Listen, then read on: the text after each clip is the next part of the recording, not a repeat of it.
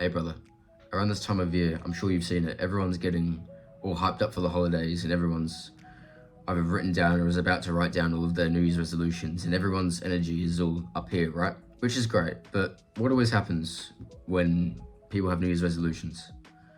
They start up here, and this is how hype works, is you get all hyped up and you start here, but then as 2 weeks later, a month goes on, it all just teeters away. It all just goes down, down, down. You lose that hype until eventually you just quit. So if you actually want to be consistent in your goals, both today and going into 2025 and beyond, I've got 3 things for you to do. Now, starting off with number 1 is you need to make sure that you're working on the right things. And by this I mean is that I use business as an example. And there's a lot of entrepreneurs, and young ones especially, who just go into a business model that they think is going to be profitable. But once they don't see immediate progress, they just give up. And that's for a big reason, is because they aren't working on something purposeful. You need to find purpose in what you're doing, because how progress works is that, yeah, you might gain a bit, but then you end up stagnating for a while, and this could be weeks, months, years even, and then you kind of shoot up again. So find something which gives you purpose when you do it. Find something which you could do even if it made no progress. Like these YouTube videos, for example. I really enjoy making these videos for you guys. I enjoy getting out of bed and coming and making these videos and sharing what God teaches me. That's something which, even though I'm not making any money from it at the moment, I'm still going to keep doing it because it gives me purpose and I want to build up God's kingdom first. So I recommend to you that you seek him and you ask God what his purpose for you is and what he wants you to focus on. And there's a quote by Kobe Bryant, which I think sums this up quite well. He said, "The reward isn't winning the championship. It's the days when you feel like crap, but keep showing up." This is something which a lot of people take for granted. So you need to make sure that you're working on the correct things and things which you can actually stick to. And you have goals which you can stick to. Now, number 2 is you need to cut out poison. And by poison, I think there's 2 things which stand above the rest, which are screens and junk food. Now, by screens, I mean all those hours on your phone. And I can attest to this as well because recently I've missed uploads because I've been on my phone too much. There's been times recently when my YouTube videos have been kind of subpar or I just miss an upload entirely because I spend too much time on my phone. And just look at the world, bro. Look at how many people say they're going to do stuff, but then you just see them on their phone. Because it not only does it distract you, but it saps your energy. So even if you put the phone down, if you spend ages on social media, you're just going to feel drained anyway. And that's what you need to do, is you need to make sure that, at least for the working part of the day, that you're not going between working and entertainment constantly. And now the second one, and this one I think is even more important, is you need to cut out junk food. And I don't just mean your McDonald's, your KFCs, your Popeyes, your Domino's. I don't just mean for the large part you need to cut that stuff out. What I mean is you also need to cut out artificial foods. Foods where if you turn the packet over and you read the label, it's got a bunch of ingredients which you don't know what they do, or you can't pronounce them, or you have no clue where they come from.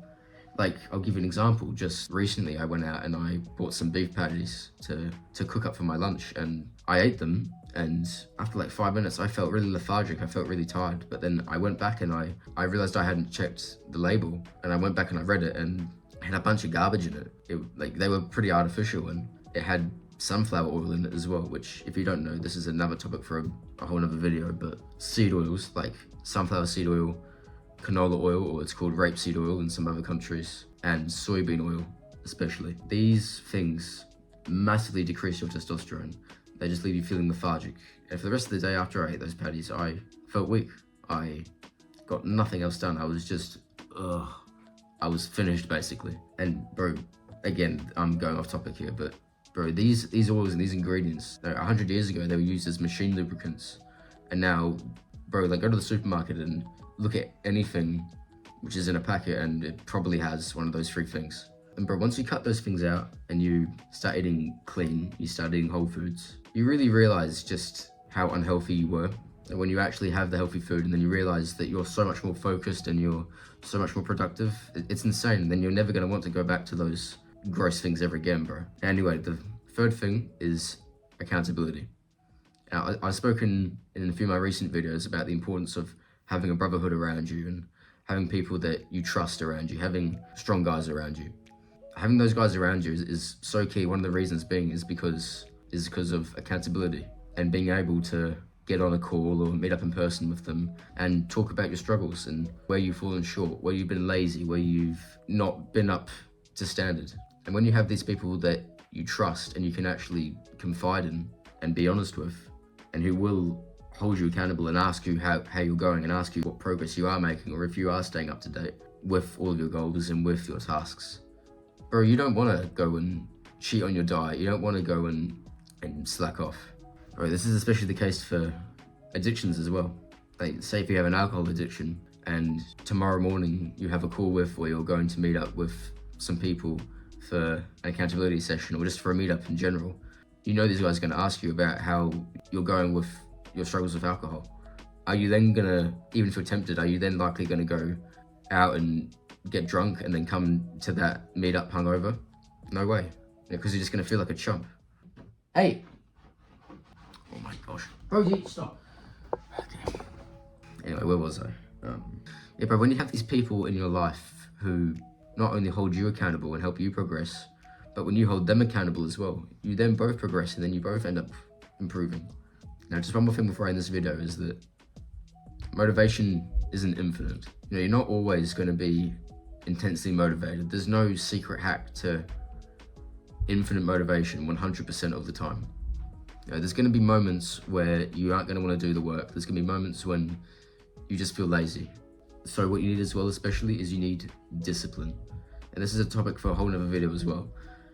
But when you have discipline and in those moments when you don't want to do the work, you then go and you're able to do it anyway, because you know it's going to have a positive impact on your life and it's going to get you closer to that goal, or it's going to, or you know, afterwards you're going to feel a sense of achievement because of it, and you're going to know that you did the right thing. Having the ability to do that despite not feeling like it, so many people don't have that, and that's a big reason why they fail. Anyways, boys, thank you for watching this video. I hope that you enjoyed it. Feel free to subscribe if you did. Cheers, boys. Peace.